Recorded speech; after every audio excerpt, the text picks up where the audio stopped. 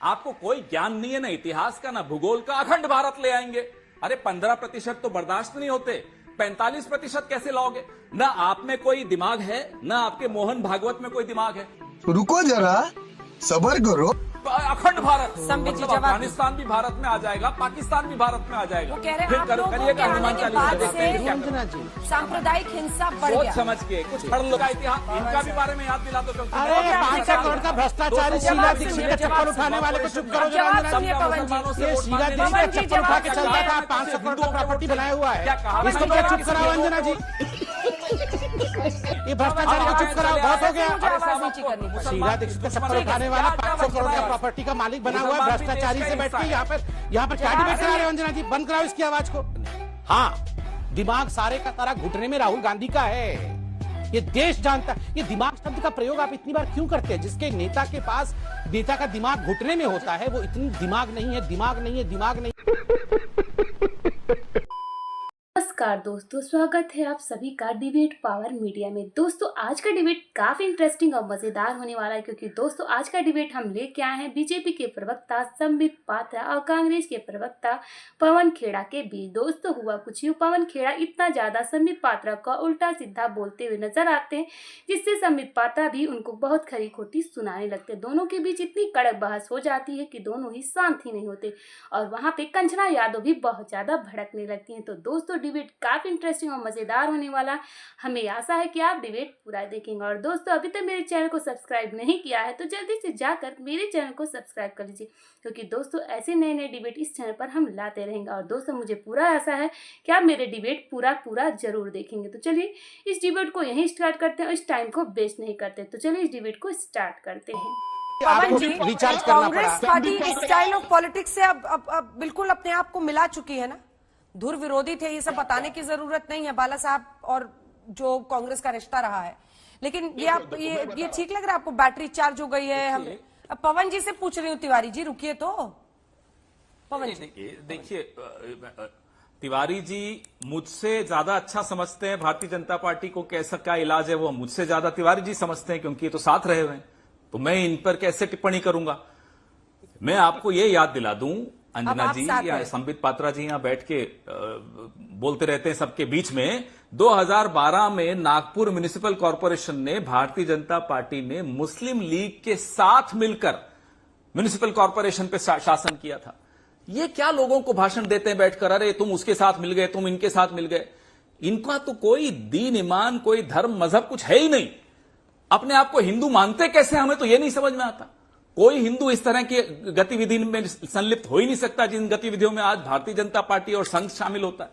मैं उनको हिंदू, मैं वापस से दोहराता हूं, जो मस्जिदों के सामने खड़े होकर गाली गलौज करते हैं वो हिंदू नहीं है।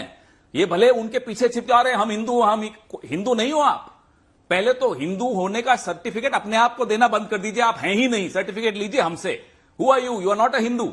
कोई हिंदू ऐसे कर ही नहीं सकता। यहां आकर तिवारी जी को मौलवी कर, क्या है ये तरीका है, ये सलीका है। सत्ता में हो तो थोड़ी जिम्मेदारी सीखो। ये मुस्कुरा रहे हो, बत्तीसी दिखाए जाते हो, सुबह से शाम तक बैठ के, शर्म नहीं आती तुमको? यहां बैठकर अजीब अजीब बातें करते हो।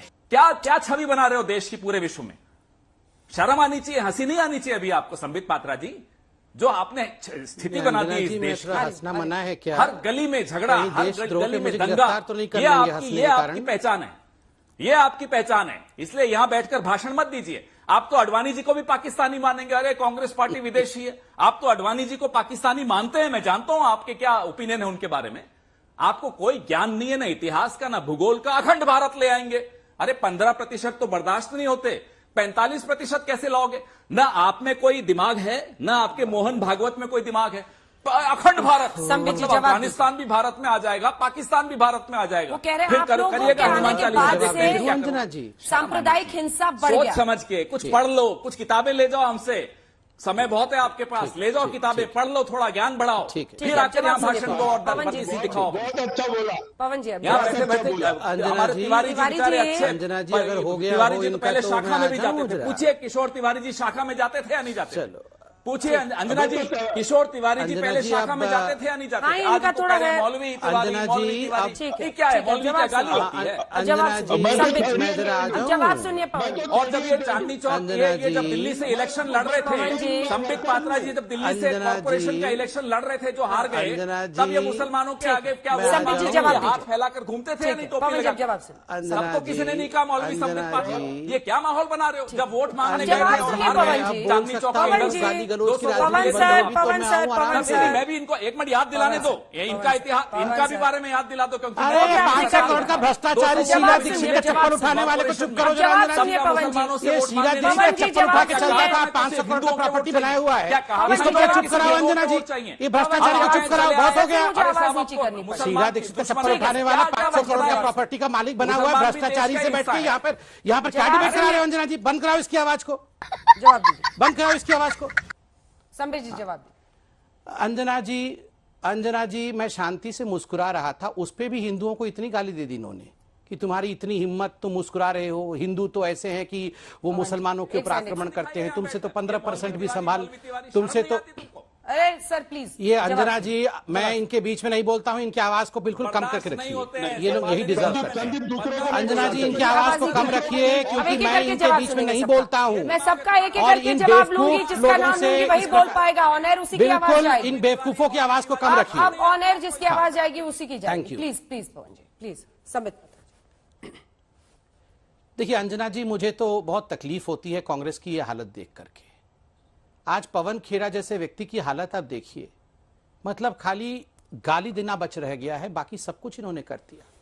कितने शांतिप्रिय तरीके से डिबेट चल रहा है। ये जो बौखलाहट कांग्रेस पार्टी की है, ये जो हिंदुओं के प्रति नफरत कांग्रेस पार्टी की है, आज कांग्रेस पार्टी का एक बात अंजना जी याद रखिए, जिसने हिंदुओं पर, निरीह हिंदुओं पर गोली चलाई, जिसने भगवान राम के अस्तित्व पर सवाल खड़ा किया, जिसने हिंदुओं के खिलाफ षड्यंत्र किया है, याद रखिए ये सनातन का पावन भूमि है, ये शंकराचार्य की भूमि है, यहां उनका अस्तित्व मिटेगा ही मिटेगा, राजनीतिक अस्तित्व समाप्त होगा ही होगा। यूं ही कांग्रेस का अस्तित्व समाप्त नहीं हो रहा है।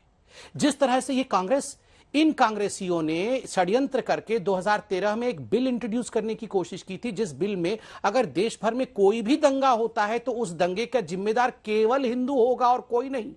ये जो कम्युनल वायलेंस बिल ला रहे थे, केवल और केवल हिंदू ही जिम्मेदार होगा। नतीजा 2014 में क्या हुआ आपने देखा है। अंजना जी, हिंदू कभी भी हिंसक नहीं हो सकता है।